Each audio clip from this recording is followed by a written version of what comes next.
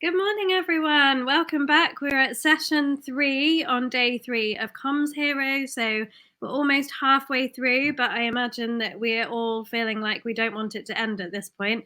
So hopefully you've got a cup of tea and you're ready for this next session.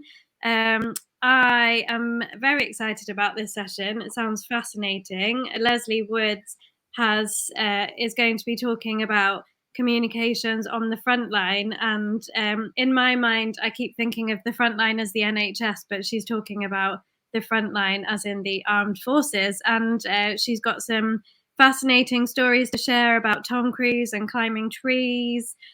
So really interesting session. Just a quick bit of housekeeping. We have the emojis so that you can show your love and appreciation for the session. And so Lesley knows that you're here with her as she can't see you. And also please use the chat so we can hear your thoughts and comments throughout the session. We'll be doing a Q&A at the end, so please do post your questions in the question tab at the end. And Lesley will be around at the end of the session on the tables in the networking lounge. So you can have a chat with her face to face in there at the end if you would like to do that. Also, please do post your pictures on socials and your posts using the hashtag commsHERO, and there will be a prize draw happening at the end of today's session. The end of today's agenda. I've forgotten my words. So without further ado, I am very excited to welcome Lesley. Lesley is a dynamic communications professional with 15 years experience, and she's got an amazing story and lots of fascinating insights into sharing communications on the front lines through TV and film.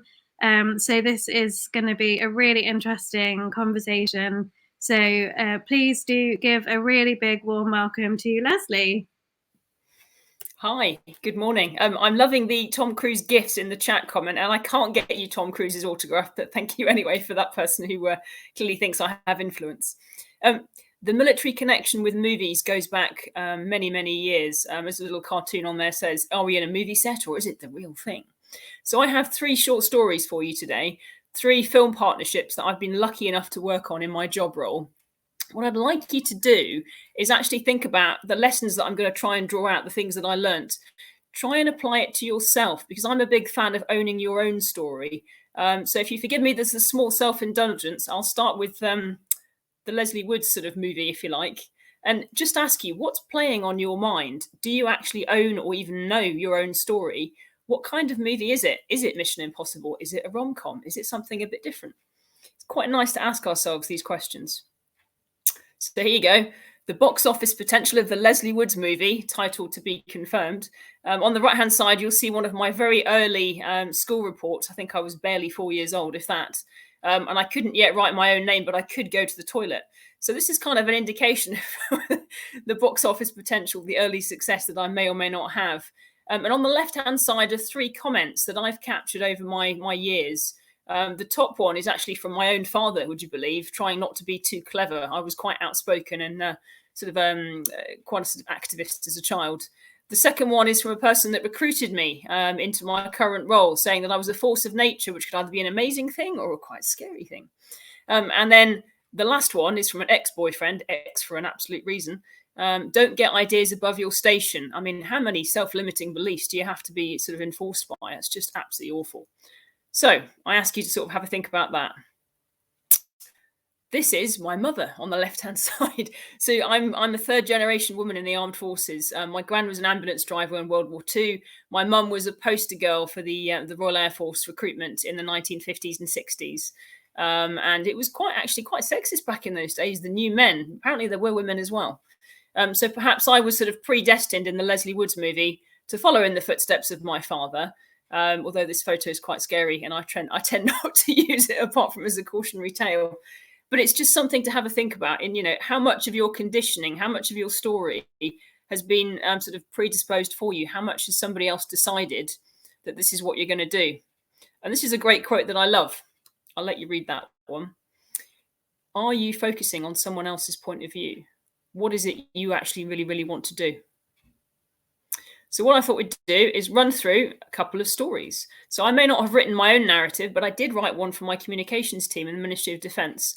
And this just gives you an idea of who we are, what we do, and why. And the reason I put it up is I'm showing my age again. If you didn't see my school report, Choose Your Own Adventure. And we love those books from the 70s and the 80s. And I found one for each of the 3 services, which is sort of lucky. But it's very much why we do something. I know why I do this job, and it's very much kind of my personal story. I get out of bed so that I can help give a voice to the men and women of the armed forces so that their stories can be heard. And this is why I've managed to get myself around the world, sort of doing various bits and things, and just sort of, keeping myself going, that sort of motivational force behind it. We actually owe quite a lot to Walt Disney, would you believe, before I start telling you about Disney film stories. So he was the beginning of sort of coming up with strategic storytelling. So here he is in his heyday. It's not a very diverse photo, is it? Sadly. But this is strategic storytelling. He's one of the first guys to start coming up with a storyboard. So being able to sort of lay out the story as it was going to follow, as it was going to pattern and shape across time. And so the questions that I think might be useful for us to stop and ask are, who's writing your script? Is it you? Is it your parents? Is it your ex-boyfriend or your ex-girlfriend? Who's narrating? Is it your own voice, or have you got a trusted advocate that you'd like someone to do it for you?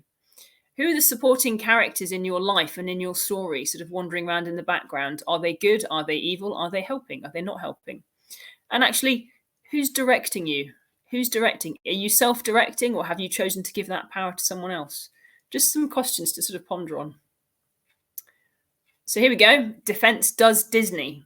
Again, sadly, not a very diverse photo. This was from 2019, International Women's Day.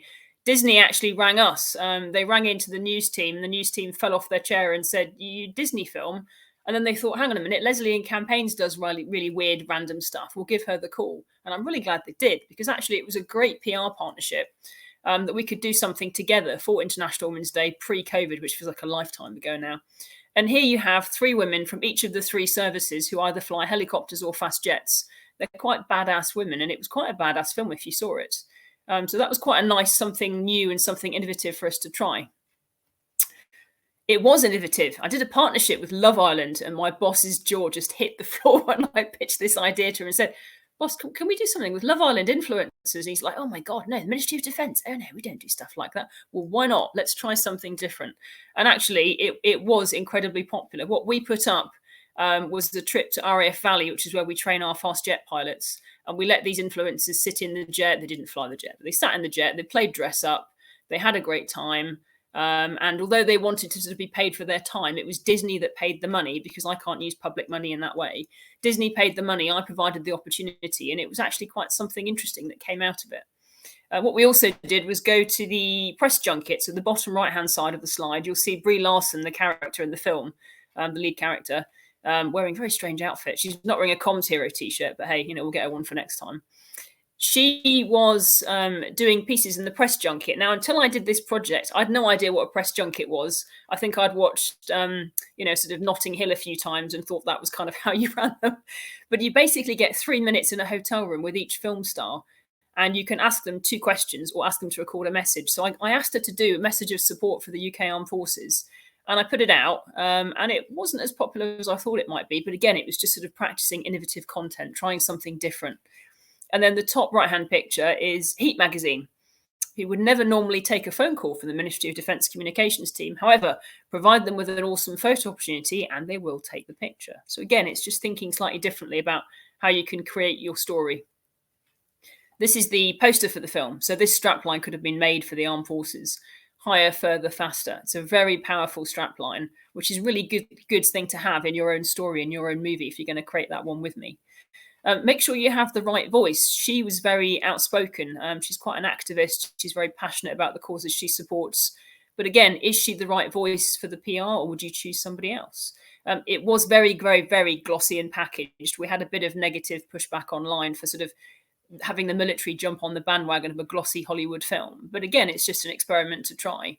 But being really clear in your mind about whether you are trying to entertain somebody or whether you are trying to inform somebody, or are you trying to do both? Is quite helpful. I mean, for us, it was a lot of positive recruitment support. People didn't realise that you could be a woman in the Air Force and fly helicopters. Just one simple Hollywood package helped us with that, kind of get that story across. So this is me climbing a tree for Tom Cruise. This was filmed at RAF Wittering several years ago, again, pre-pandemic. If you've seen the film, the opening credits, he's literally hanging off the side of one of our military aircraft, one of our larger aircraft. This was not a green screen. This was a reality. This was him actually flying up to 1,000 feet several times from RAF Wittering on the side of the A1 with a harness under his suit. There wasn't even any kind of sort of specialist equipment. I mean, it just looked amazing from the ground, going up to 1,000 feet. And there he is, literally throwing himself through the air to get from the wing onto the side of the plane, where he then gets into the harness. I mean, kudos to this guy. He is nuts, Jules, in the comments. He's absolutely nuts. And it was incredible to watch. I was there for a week. But what's interesting is the shot in the middle. So you can see him running and you can see the film crew sit on top of the aircraft. So the base we filmed on is on the side of a motorway. And problem is that everybody knows when Mission Impossible is filming, everybody tries to get it. Pictures of Tom Cruise sell for a lot of money. And stuff was starting to leak out in the sun and the mirror. And people were very frustrated because it was a closed set. There's lots of signs everywhere saying no phones. So I went for a walk outside the base. And I decided to take a look and see where these camera angles were coming from. So I went out with a piece of paper, matched it up, walked around the base, and I found a tree. I found a tree outside the main gate. So the main gate is military property. The motorway is the public property. This tree was in the middle. So I climbed up the tree and had a bit of a sort of, virtual look. And I thought, this is where they're going. They're getting their massive long lenses. I mean, kudos to them for trying to climb the tree. They're getting up there. They're doing it. They're taking the picture and they're trying to sell them into the papers. So what I did was I didn't cut down the tree, because obviously that would have taken longer. I got a load of the sort of like the has tape stuff, like the sort of the tape that you can tape up the branches. Got another couple of screens up beside the fence and stopped. So effectively, I climbed a tree for Tom Cruise, and he was so grateful that he hugged me at the end of the week. True story. And this is kind of the points that I would leave you with, is when you are working on that kind of project, you are very much the custodian of the story. So you are looking after it, you're curating it, you're protecting it. In some cases, I was protecting it until it came out, because this was all exclusive to be obviously kept until the premiere. It was absolutely incredibly authentic. There was no green screens at all. I watched this man go up 7 times to 1,000 feet. It was crazy, crazy, crazy. Repetition, he went up 7 times. And then behind the scenes, I mean, it was the opening shots of the film. I think we're on screen for probably less than 7 or 8 minutes. Took a week to film. So these things, magic takes time. These things are, difficult, and you need to find the way to make them fit. This is the more recent one. So Bond meets Bond. I tried to be a bit different for this one. So on the left, if you can read the text, Lieutenant Commander Frances Bond. I found a Royal Navy serving woman whose actual name, her family name, it's not her married name, her family name is Bond. And I thought, I know how press junkets work now, because I've done Disney, so I can try this. What else could go wrong? And so I got her in the press junket, rather than me asking him to Daniel Craig to record a message. I got her to interview him. And we did it on green screen from the media suite in the Ministry of Defence to the Corinthia, where the press junket was. And you can see he actually genuinely was surprised when it wasn't me popping up on the screen. It was actually a Royal Navy uniform, and she had Bond written on the top of her shirt. So that was quite cool. It was quite different. So it's sort of finding a different angle for your story, something that's going to resonate and sort of dislocate expectations. The middle picture, if anybody saw it, this was the Royal Navy's first Sea Lord's genius idea, and this content made it around the world. It was his final Bond film. Obviously, he plays a commander in the film, plays dress up in the fake uniform. So we gave him a real uniform, and we made him an honorary commander, which is in the gift of, it was the Queen's gift at the time, and obviously First Sea Lord in the Royal Navy. And that coverage went round the world. We did a photo shoot. We had a bespoke uniform made for him. I didn't get to meet him, sadly, because it was COVID times. No hugs like Tom Cruise. But again, it was interesting. It was different. Another way of sort of thinking about things. And then on the right-hand side, this is what I think probably was my biggest success with this, because we were actually in the film, which is therefore I was allowed to do a sort of PR partnership that was a bit different. Because we were in the film, we had the Royal Air Force C-17, we had HMS Dragon, which you can see coming into shot there, a Type 45 destroyer, and the Household Cavalry, a lot in the back scenes. If you see them wandering around London, you see the big hats and the lovely outfits. So because we're in the film, I asked the producers, Eon Productions, if we may have what they call a sizzle reel in the business. Could they help me make a sizzle reel from behind the scenes of some of the footage that we did? And I think that kind of thing it's such a gift. I mean, I was quite cheeky asking, and they could have said no, you can sod off, love. But actually, it was the most popular thing I think we posted in that whole year. And just a really short sizzle reel to show, do you know what? This is actually the real military, because previously they've green screened things and sort of, it's sort of been on and off, and in terms of authenticity. But this was really us. And this, I think, is probably the massive takeaway. Advocacy. If you can get advocacy for your story, you are onto a winner. So here you have Michael G. Wilson and Barbara Broccoli, who are the producers of the film. Obviously, family related to the original family that started Bond many, many years ago. And I, again, cheeky, even though I'd got my sizzle reel, I asked if I could have a video interview with them, and perhaps suggest some key messages they may wish to weave into their answers about what is it like, what is Bond, can Bond be equated to the actual real military? Can we sort of say that this is what's happening in the real military, the real life? And this Bond represents courage, integrity, loyalty, and selfless commitment. Those are the values of the armed forces. That came from the mouth of Barbara Broccoli, but we suggested that. We asked if she would say that. And that is gold. I mean, that's like career highlight for me. I'm not going to get many opportunities like that. And so I think that fact versus fiction is always a popular story angle to tell. And then the last one I've got on here, create moments that connect. This was my favourite picture from the whole thing. And I didn't set it up. So sometimes organic pictures and organic moments are the best. So the band of the Royal Marines, Royal Navy band members were on the red carpet for the premiere playing Bond theme tunes, which I had a lot of pain to get the licensing for. And of course, they were just so chuffed to be there on the red carpet. They were taking selfies, etc. This was taken by Getty Images, so a photo of a photo. And it ended up in every national newspaper as being kind of one of the key moments, even though the Prince and Princess of Wales, as they are now, even though they were there and she was in this stunningly gorgeous gold dress, that was the photo of the night, which is interesting to me. I'd obviously set up the band going, but I hadn't thought that they'll be just like the rest of us, really excited, running around, doing their own selfies. So a photo of a photo was the most popular image of the night. Go figure. This is the C-17 that we used. It's one of my favourite moments in the movie where, if you know Bryce Norton, you know Oxfordshire, he drives up and he does like a sort of fast wheelie turn around the main base, drives straight through a gate, which would never happen, does some more wheelie turns on the tarmac, rolls straight up to the open C-17, gets out, throws the keys to a lackey and bimbles up the back of the aircraft, which, again, would never happen in real life.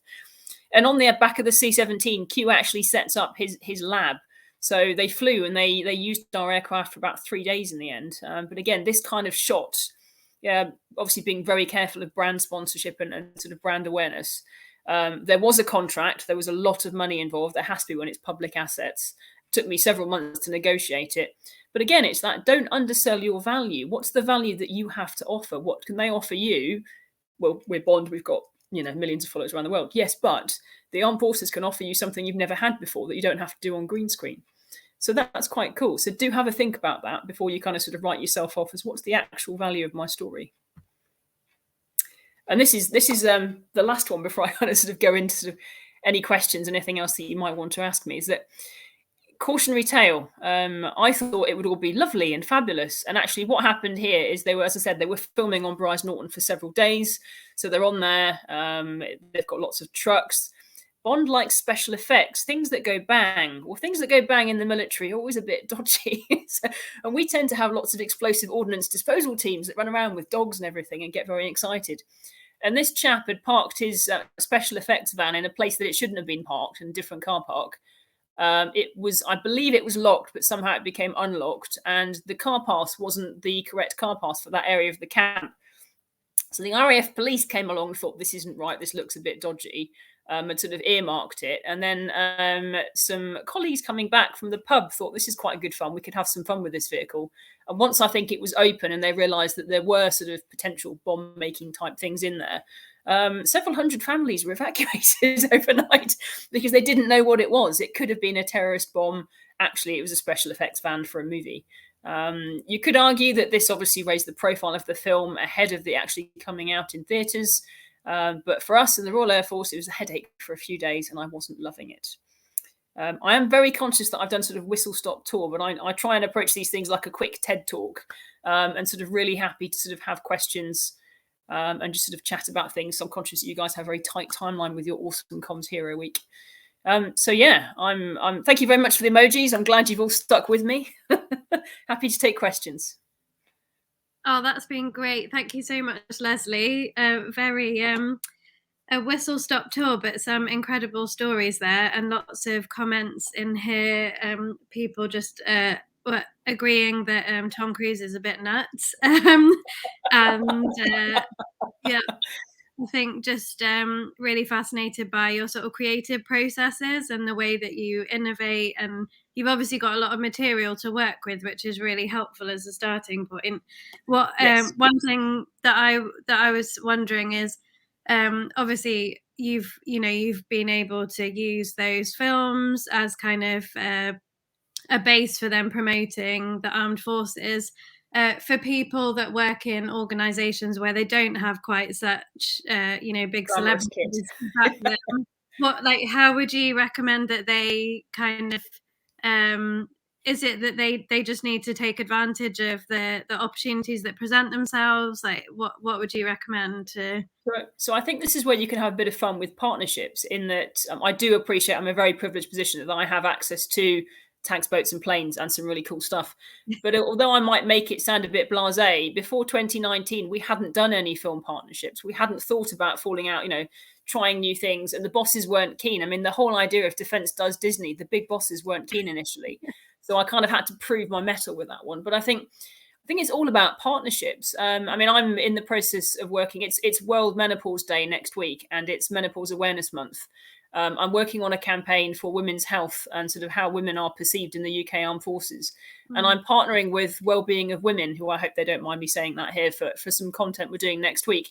So finding partners that are on the same storyline as you, who might have assets, who might have, I mean, they introduced me last week to Kate Thornton. I'd never met her before. She technically interviewed me. We'll see how that turns out when the content lands. So, I'd never had, I don't have access. Like I said, Heat magazine would never normally take my call. But because obviously it wasn't me, it was Disney. Yeah. So I think it's just thinking outside the box, and that don't be limited by, I work in comms for a lawyer, or I work in comms for a garden centre. Do you know what? The world is your oyster. Yeah. Comms is comms. We're creative professionals. We're comms heroes. Yes. And I just think you can think outside the box a bit more. Don't be afraid. Yeah, that's great. Thank you. Asif has asked a question. So we had Louisa Dean speaking yesterday about the Queen's funeral, but Asif says that you stepped into action at the time of the Queen's funeral. What was this like for you and your comms team? I didn't get a lot of sleep. So I was actually, would you believe, I was actually in the House of Lords, runging around with Minister for Lords Baroness Goldie, doing a different comms job about women in the menopause. On the afternoon, we got the little alert that the Queen wasn't feeling very well and that medics were sort of with her.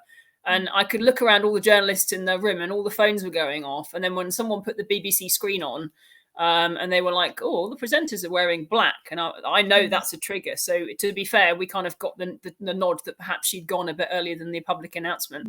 Legged it back to the office, set the printer on fire with all the things that I had to print out, because we've had a well-rehearsed plan. So we all knew where we were going, what we were doing, and my role was to go to Army headquarters and be media advisor to the general, the 3-star general in charge of the whole operation. So I had to literally go back, print out all my go bag, as we like to call it in the military, leg it back to my house, shove some cat food down, tell the boyfriend, sorry, mate, I'm off for a while, and head off to lovely downtown Aldershot. So although I did work on the Queen's funeral, I did it from Aldershot. I never saw a thing in London. And it was very long shifts. I was working with a colleague, so we did 2 12-hour shifts between us. And it was all about, what are the military doing? The media was so hungry. I mean, we had to protect some individuals like the coffin carriers, because that's just, you don't want that burden of media activity when you're trying to focus on sort of carrying Her Majesty. But all the things like the band people, the Commonwealth colleagues that came in and visited, we had loads of media facilities. The King came to visit us, the Princess of Wales. So after 12 sort of 14 days, I was just lying on the carpet at home, like, I'm a comms hero, but even I can't wear my underpants on the outside, and it was knackering. But it was cool. Oh, well done. It's obviously the whole world was watching, and so it's a high pressure situation, but I think everyone's in agreement that it was handled really, really well. So I'm I'm intrigued sort of how you ended up in this role, because obviously you shared that picture of you kind of following in your father's footsteps. Did you start in the armed forces with the intention of working in comms, or like how did you get into this? So I wanted to be a journalist when I was younger. My first word was not mum or dad or food, which is my brother's first word. My first word was why. So I was destined to be a comms officer. I just didn't know it.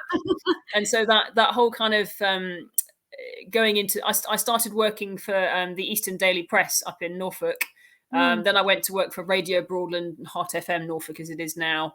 And actually, somebody showed me, I'd always fancied joining up, but I didn't want to join the regular RAF because there were no permanent military media officer jobs. And I knew I wanted to sort of work in the media and that kind of thing.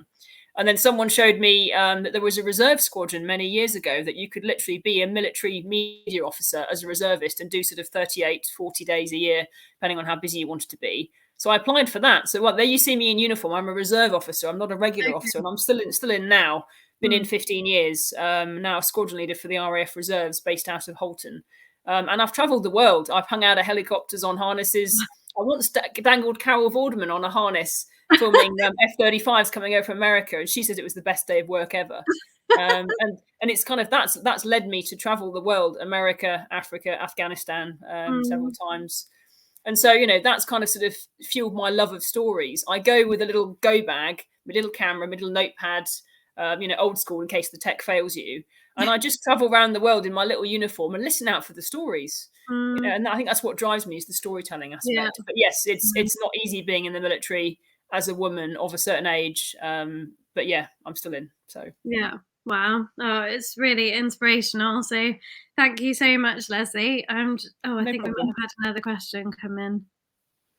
Oh, yes, here we go. Okay, so Jules Loveland is asking, on partnerships without big names, it can be hard to be taken seriously. What would you suggest for a smaller org trying to approach bigger organizations, and how do we demonstrate value? So 2 great questions. I'll try and be quick. I'm conscious of your time. So even if you consider yourself to be a small organization, sometimes being in the MOD doesn't go for me, because they just won't answer the phone, because they have that stereotype of, military, middle-aged white civil servants, don't want to talk to them. So actually being a smaller organization might give you more power than you think, but it's all about the story. If you have an amazeballs story, an amazeballs idea, it doesn't matter whether you are in the MOD or a garden centre or a lawyer or anything in between. It's all about the idea. And I think, don't be afraid. I honestly never thought I'd get that advocate reel from the producers of Bond, but don't ask, don't get. I mean, the worst they can do is say no. My father sadly passed away 3 years ago. One of the things he taught me was it's always easier to seek forgiveness than permission. Yeah. And then the military version of that is, if it's not nailed down, you can appropriate it. So my house is full of lots of things, and I have some random ideas. And then to sort of measuring value, it depends. I mean, obviously government communications, we use sort of measuring, measure impact, look at qualitative, quantitative. Keep it simple for you. I go back to old school. When I worked for the Eastern Daily Press, you'd get all the newspapers out with a highlighter pen, and you'd look to see if your key message made it into stories. And sometimes that's enough. You can obviously evaluate social media, and there's far more expert people than me to talk about how to do that. But I think it all starts with a story. If you haven't got the story, you don't have anything. So go find the story. Yeah, that's brilliant. Thank you so much. So many things to take away from that and dip back into. Don't forget that you can watch this on replay. So thank you so much, Lesley. That was a really, really interesting and exciting session. So Lesley will be around in the social lounge. So if you want to grab a cup of tea with Lesley, ask her some more questions, then she'll be there. So go and have a look on the tables in the lounge. Up next, we have Emma Midgley talking about listening. So that'll be a really good session. And don't forget to post your comments and pictures and posts on socials using the hashtag commsHERO, and tell your stories online so that you can be in with a chance to win a prize, which will be drawn at the end of today. So thank you so much, Lesley. Brilliant session, and look forward to seeing you again. Thanks for having me. Take care. Bye.